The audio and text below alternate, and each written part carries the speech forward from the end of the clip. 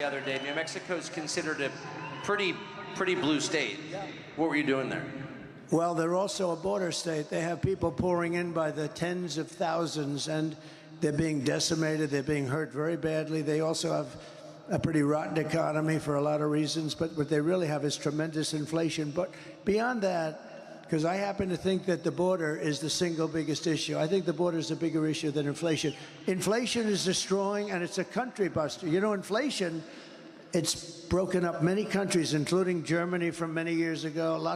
You look at where there was big this was the biggest inflation and the worst inflation we've ever had. They say in 48 years, they don't include a lot of things. It was the worst inflation we've ever had. Inflation is a country buster. So I'm not trying to minimize that, but I think the biggest problem and the worst thing that's happened to this country is allowing millions of people in here that are criminal people. Look, when you empty out your prisons and you put them into the United States, a lot of bad things happen, and they're coming in totally unvetted, totally unchecked. They're pouring in. Venezuela has allowed thousands and thousands of the roughest prisoners in the world to come in. You know, their crime rate is way down. I think like 70%, 72%. They've taken from Caracas and the cities in Venezuela where they have the problem. They've taken the street gangs and they've delivered them into the United States. Thank you very much. They've taken their criminals. They've taken their drug dealers and drug lords. They've taken them out of Caracas and they brought them into the United States. And it is a disgrace. And we are going to have to do a very large deportation because you can't live like that. You can't, it cannot be sustained, Tucker. It cannot be sustained. I think you know that better than anybody. So I do know, I think it's the gravest crime ever committed against the United States, ever, by any country. Our leaders committed it against us. But it does raise the question of motive. It hasn't helped the labor market any. It hasn't helped Americans at all. I mean, you've heard a Democratic senator stood up and said the United States military should take these people. We should give them guns. New York City has given them guns and the police department. Like, you wonder, like, what is going on here? So it's the hardest thing. You know, in business, and you like to go and where you started from, you sort of like to understand where the other side's coming from. So here you're looking at something. Why do they want men in women's sports? And, you know, I've been doing this now. I used to say, I was very proud to say I wasn't a politician, but I guess after a while you're sort of a politician. I think you qualify, yeah. And, you know, so, I mean, I hate to say it, but you like to know where the other side's coming from. And I'll say, why do they want to have men, and they're so emphatic about it, men playing in women's sports? You see what's happening in volleyball, what's happening in swimming, what's happening in weightlifting. How about weightlifting, where records that stood for 18 years, you know, are being broken like by hundreds of pounds? The whole thing is crazy. Then you say, why do they want to have transition? I call them transition operations by the thousands. If you just say, well, I'm thinking about it, they throw you onto an operating table. And you say, why do they want to have that? Who wants that? Who wants to have open borders? They're all the same thing. They don't make any sense. You know, we're the party of common sense, right? Because I think we're really the party of common sense. And there can only be a couple of reasons. Number one, they're stupid. Well, they're not stupid because you can't be stupid. No, but you can't be stupid and be that good at cheating on elections, okay? Because they're great at that. So they could be stupid. They could also hate our country. They could hate our country. They may hate our country. They may not even know it. You know, a lot of people don't know it, but and the other thing is they want to cheat on elections by signing these people up. And they are trying to sign people up. They're trying to sign people up that don't even know what country they're in, okay? So that's the other thing. So it's one of those three things. Nobody really knows. But you'd say, okay, so I've been doing this for a while. I've never had anybody, I've had people come up and say, gee, it would be great if you could get the taxes down. Gee, it would be great if you could do this. It would be hundreds of things. Nobody's ever come up to me and said, it's really important to me that we allow men to play in women's sports. Nobody. Nobody. And yet, it's such a big deal. It's such a big deal. So you think the point may be just to destroy, just to break the country? It could be they hate our country. I mean, they may hate our country. And we deal with real scum. I mean, like a guy like Adam Shifty Schiff. He's a sleazebag. And he's probably going to be a senator, if you can believe it. But I call him Watermelon Head. He has the... No, he's unattractive, both inside and out. That is... No, but this is a really bad guy. This is a dishonest guy. I don't know who you people think you are, but you don't treat anybody like this. As usual, Turnitin detected their ChatGPT essays, but they didn't know there's a secret to bypassing Turnitin. Just Done Humanizer can help you rewrite essays to be 100% human written. Just copy the essay from ChatGPT, then paste and click Humanize. Here with Just Done Humanizer, you can completely avoid failing grade. Turnitin won't be able to stop you.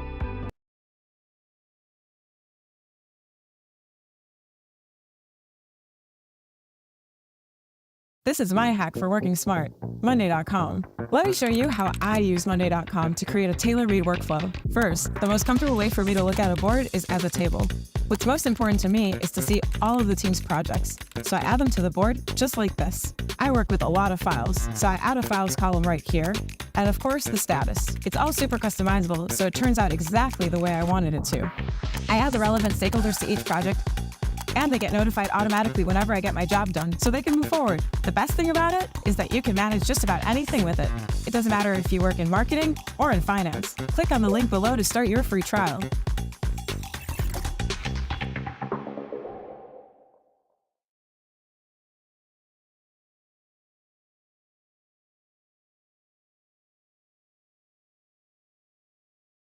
was a totally... And it was made up by Schiff and Hillary and some other just total sleazeballs. And what happened is the fake news media, which is back there, you do know that. They're always around someplace. But what happened is the fake news media, what they said is it started with a simple move. How did you lose the election? It was Russia. And I'm saying to myself, wait a minute, I won this election. What the hell did Russia have to do with it? And then it went, and it was only supposed to be a one-day deal by the Democrats. In other words, it was gonna, but the press picked it up and they liked it. They like, ooh, Russia, that sounds good. You covered it better than you were funny. He'd go, Russia, Russia, Russia. He'd go crazy. But it drove you crazy, didn't it? Because you knew it was such a hoax. It was so insane, and all these people I knew believed it. It was such a hoax. They actually tried starting it up about 2 months ago. Did you see? It flopped. This time, the press just couldn't get away with it.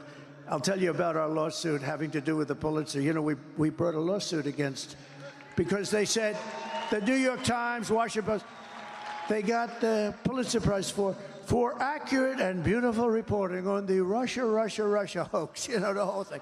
And I sued them, and it's doing very well, by the way. I want the reporters to give back their awards because they were wrong.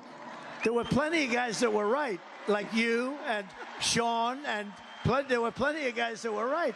But so I said, but here's the thing. So with Shifty Schiff, see, that's the weave. See, we start. You know about the weave, right? Start. As long as you come back to the right location. So what happens? You understand that? yeah. Somebody said, does he ramble? I said, I don't ramble. I do the weave. I covered many, many subjects. And you always come back to the right. That's genius. There's a difference between rambling and genius. But, okay. So now getting back to the point. So I have a son, Don, a good guy, knows nothing about Russia, that has zero. And they went through millions of phone calls. There wasn't one call to Russia, et cetera, et cetera. So Shifty Schiff, Adam Schiff, a real sleazebag. He's at an intelligence meeting, and he's not supposed to be talking, but wherever he goes, the press is out there standing because he's provocative or whatever the hell, or because they figure they'll get something bad on me, which is probably much more accurate. So Schiff comes out. Now think of this, how bad a person you have to be. I have a son, and I love my son. I love all my children. You love your children. I mean, there are a couple of people that, who doesn't love their children? There'll be about 20 people out there. But I have a son, and I love my son. And he's a good boy. He's a good guy. You know Eric, you know Barron. I love my kids. I have good kids. But I love my son. And Schiff goes out. Now think of this. It was him and Crooked Hillary and some other people. They conceived of this hoax. So they know it's a hoax. They know it's not real because it's a made-up story that they conceived, and, you know, they spied on my campaign, all this stuff. But they conceived of the story, so he knows the story is false. And yet he leaves an intelligence meeting, goes to the press, which is waiting outside, a lot of press, and he says something to the effect, Donald Trump Jr., the son of the President of the United States, will be going to jail. He will spend many years in prison for what he's done to our nation. And think of how bad you have to be. He just said that an innocent kid is going to go to prison on a story that's a becocked story. It's a made-up story. And he said, my son, the president's son, is going to spend many years in prison. I called my son. I said, hey, Don, how's everything? Are you okay with this? He said, Dad, I don't know what they're talking about. He meant it. He said, I don't know what they're talking about. I didn't want to get into it too much because I didn't want to make him nervous. And I said, well, you don't know anything about Russia, do you? He said, Dad, I don't know anything. I have nothing. I don't know what they're talking about. So think of this. It turned out the Mueller report, and I tell you, it was an amazing thing that happened because I had 18 radical left lunatics, and I had Mueller who didn't know where the hell he was, okay? You saw that in the hearings. But think of this. I had no chance. It was a stacked court, but I had an angel in that court. I had somebody that wouldn't allow them to do what some of the sleazebags that you know, and you know who they are. Somebody on that court, and I think I know the person, high-quality person, and would not allow them to do what they would have loved to have done, is convict even though you're totally innocent, you didn't even know what the hell. So we were exonerated fully. There was no hoax. There was no anything. We were exonerated fully. But just think of it. Just think, and the Mueller report came out, and it was a complete exoneration, but here's a guy that made up a story that tried to put my son in prison for years. And he knew the story was false. They made it up. How bad a person do you have to be? And I heard the son of the President of the United States is going to jail, and he'll be there for many years on a story. Now, how would you feel if you're the kid? I mean, you're a young kid and you're hearing this crap. Just think of it. But how bad do you have to be? So you know it's fake because he made it up. And you know, he's a storyteller, too. You know, he writes little bullshit stories. You know that, right? But I just think they're really, we have some, and you know, I talk about the enemy from within, and they do have, they're the greatest con people in the world. Oh, they talk about how dare, that's a threat to democracy. They're the threat to democracy. You know, the amazing thing is where they say, he wants to become elected and he wants to put people in jail. How terrible. That's what they've been trying to do to me for 4 years. And I should say that your son, Don, had 5 small children. Can you imagine threatening a man with 5 kids with prison for a crime he didn't commit? So you said that you were saved in the end by an angel. How have your views about God changed in the last 8 years, and particularly after getting shot? Well, look, I've always been a believer, but I wouldn't say, you know, there's a certain pastor, Robert Jeffress, and I didn't know, his name is Robert Jeffress, nice guy from Texas. And he said, you know, Trump may not be the best Christian of all, but he's the only one going to take us to the promised land because he's the best leader and he's the toughest guy and he's going to be able to get us through this crazy life. And he was a big supporter. And now I have unbelievable evangelical and Christian support because I've done a great job for them, and we're together. But he said he may not know the Bible quite as well as other people are supposed to. But, he also did something. They picked Ronald Reagan over Jimmy Carter a long time ago. They said he wasn't quite as religious, but he's the guy that's going to get the job done. And I did a great job with a lot of things having to do with saving religion, because these people want to put religion out of business. These people are, they go crazy when I say the enemy from within. And I said, look, we have China, we have Russia, we have Kim Jong-un of North Korea. We have a lot of people out there. But if you have a smart president, I had a great relationship with President Xi until the China virus came in. And that was a bridge too far, but we'll have a very good relationship. And there's reasons for them to want to like us. There's big reasons. But if you have a smart president that kind of smart, meaning with people, if you have a smart president, somebody that knows what's happening, you're going to be fine. But, we do have an enemy from within. We have some very bad people. And those people are also very dangerous. They would like to take down our country. They'd like to have our country be a nice communist country or a fascist in any way they can.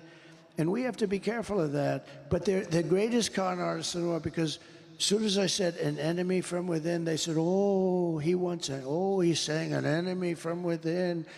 These are sick puppies, I'm telling you. Well, I got to say, just objectively, I noticed that the second you left and Biden came in, we didn't have any more Antifa riots, which makes me wonder how is Antifa not the militia of the Democratic Party? Yeah, but you did have a lot of riots, and you have a lot of people being hurt in a different way. You have a lot of people being hurt very, very badly. We stopped.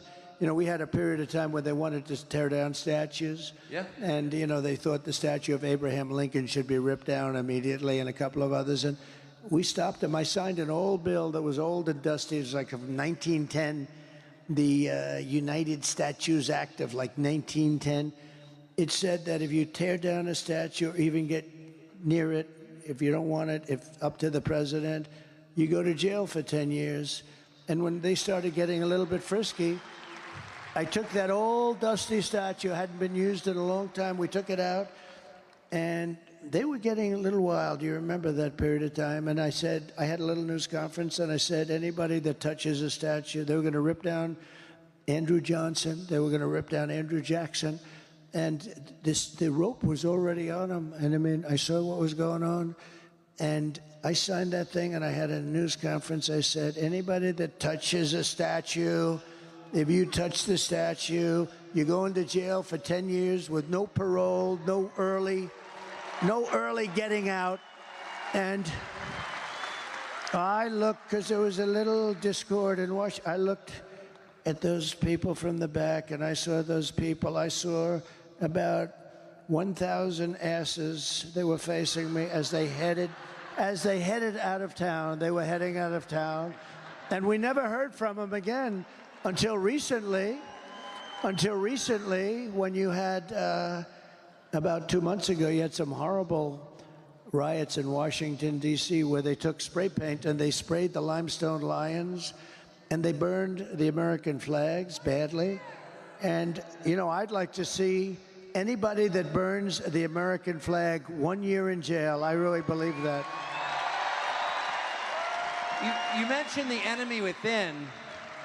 It's pretty clear, well, it's not clear, it's a fact that the CIA and the FBI, which are absolutely not allowed by law to have any influence in American politics, because that's the end of democracy, both of them and a bunch of other intel agencies worked against you on behalf of the Democratic Party from the minute you got elected in 2016. And they're still doing it. They're working against you now. What will you do about that? So one thing I've learned in Washington, it's all people. You got to get the right people. So when I got elected, I was only, according to the fake news, which I think in this case it wasn't fake, they said I was here 17 times during the course of my life, and I never stayed over. So I wasn't a Washington person. I was a New York person. I knew New York, but I didn't know Washington. And all of a sudden, I'm the president of the United States. I'm saying, and I didn't know anybody. I said, hello, anybody? Does anybody would like to have dinner or something? But, so I had to rely on rhinos and good people, too. Even some good rhinos, there aren't too many of them. They're sort of a dying breed right now, I would say, actually. But I had to rely on people that I didn't know to give me information. And I won't use any specifics, but I had some people in government with me, and I realized, and you know, they have pretty much different philosophies than I would have or than you would have. And for the most part, we had great people. I mean, we had great trade people. I had great military people. I had the real military, not the millies who's you know, they're stupid people, some of these people. By the way, every one of those people having to do with Afghanistan should be fired immediately. Every general should be fired immediately. You know, Biden doesn't fire anybody. That's why he never has books written about, well, two reasons. Number one, nobody cares about him. It's not like, oh, let's write a book about Biden. Nobody cares. But the other thing is that he never, I don't think, has he fired anybody? I don't think he's fired. I fired a lot of people. I didn't like people. I fired them.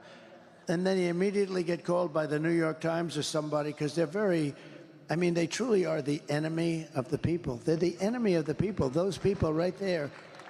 Not all. Then I do another thing. I say, and I wouldn't do that again, because I'm a nice person. I don't want to hurt somebody. I say, give me a letter. You know what that means? Give me a letter. I said, look, it's not working out. You're not the guy for me. Give me a letter of resignations. I say, give me a letter. Everyone knows what that means. So a guy will write a letter, dear, and then he'll say he quit. And that's okay. That's what I'm, you know, the problem is when that happens with me, it's always a big story. So-and-so quits. Virtually every person that gave me a letter, I said, give me a letter. Virtually every person that quit, they only quit because I said, essentially, you're fired, get the hell out of here. But I want to be nice because I'm not looking to fire somebody publicly. I wouldn't do that anymore. I'm just going to say, if somebody doesn't work out, and no matter how good you are, you always have people that don't work out. It's interesting. Sometimes people, you think they're okay, maybe not so great, they turn out to be great. And sometimes you say, this guy is going to be phenomenal, and he turns out to be a stiff. But I had some people that were, you know, like a guy like John Bolton. A friend of mine calls me after I put him on. He said, don't hire that guy. He's no good. He's bad news. He's dumb as a rock and all that stuff. I said, it's a problem, but I like him for a different reason. He's the one that got Bush, him and Cheney and a couple of other of these lunatics. They got them to go into the Middle East and to create war in the Middle East, to spend $9 trillion. Remember, I used to say, don't go into Iraq, but if you do go in, keep the oil. Well, they went in, but they didn't keep the oil. They didn't keep anything. You know, Iraq is a massive oil country. They have $400 billion right now. But I said, don't go in. But I said it as a civilian, so people cared because I get, for whatever reason, I get a disproportionate amount of publicity. And someday he's going to explain to me why. Will you explain that to me? So even as a civilian, sort of, before I ran, but I'd be very much, you know, involved with things and statements that call and ask. But I said, don't go in. They went in. It was such a bad decision. So Bolton, see again, you get back. Bolton, a real dope. But I thought he'd be great because he was so stupid. He was like a boiler. Every time, if somebody shot down a little tiny crappy drone that cost about $15, he'd want to go to war with Russia. I said, no, I think he was great for me, though, for a period of time because he was a nut job, and everybody, I could see his face get red with that stupid white mustache, and he'd be ready to explode. And this was good for me. I went to Kim Jong-un in North Korea. I took this moron with me, and he never said anything. But when Kim Jong-un saw him, he said, oh, shit, I think the guy wants to go to war. So he was great for me to negotiate with. The same thing with Russia. You know, when Putin saw him, I'd be very nice. I'd say, hi, Vladimir, how you doing? And then Putin's, you know, 2 rows back, and he'd see that moron, and he'd say, holy shit, this guy wants to go to war with me. And I got a lot of what I wanted. You know, we killed, as you know, the Nord Stream 2. I killed Nord Stream 2. That's the other thing that's great. their PR sense, their political sense, very interesting. They love to say that I was a friend of Russia, I worked for Russia, I was a Russian spy. These people are sick. The biggest job Russia ever had is Nord Stream 2. This is the biggest pipeline like in the world. Goes from Russia to Germany and all over Europe. I killed it. Nobody would kill it but me.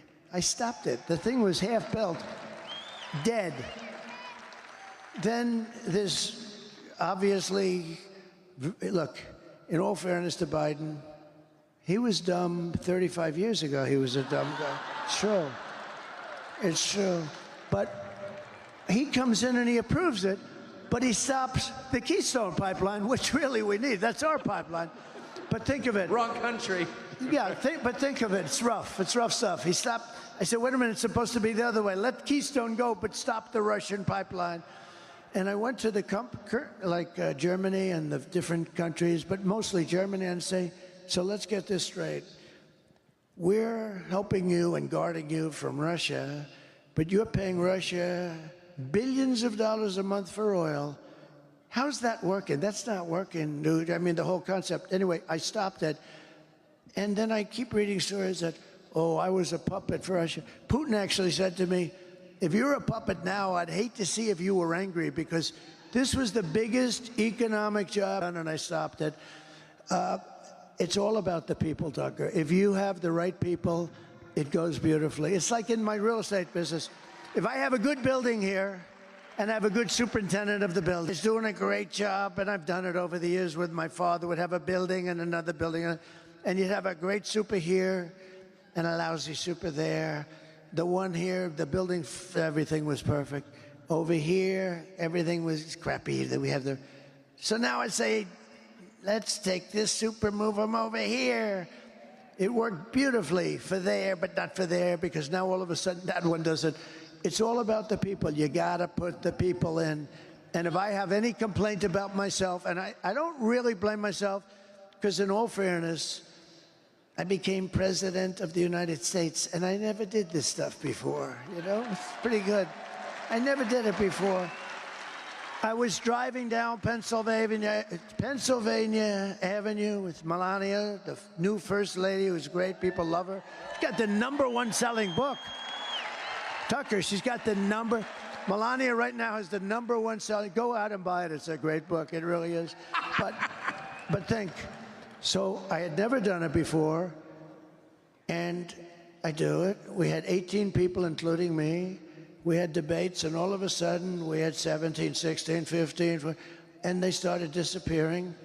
And a lot of people thought I was doing it just for fun. You did. I think Tucker did, too. He thought I was having a good time. I was having actually having a good time. But all of a sudden, did you notice they started to disappear? Then you have 10 people. And then, you know, you had low-energy people. You had a lot of interesting people. And then I came up with nicknames for everybody. And for the most part, they were extremely destructive, right? We had some beauties. We had some, like Pocahontas because I don't use my Republican names anymore because I'm friendly with all those guys. We retired those names. But all of a sudden, they start. And then we get down to 10. So now 8 are gone. And we're down to 10. Remember, we needed 2 stages because there were so many. I said, we have the children's stage, and then we have the grown-up stage. And it was all based on the numbers, the ratings, the numbers, your popularity, how you're doing. So then we're 10, then we're 8, then we're 5, then we're 4, 3, 2, 1, right? And all of a sudden, I'm the nominee. And everyone thought I didn't want to be, but I did want to be. Don't let them tell you that. They said, he didn't, all these geniuses, they said, he didn't really want to win. He's extremely upset that he would. No.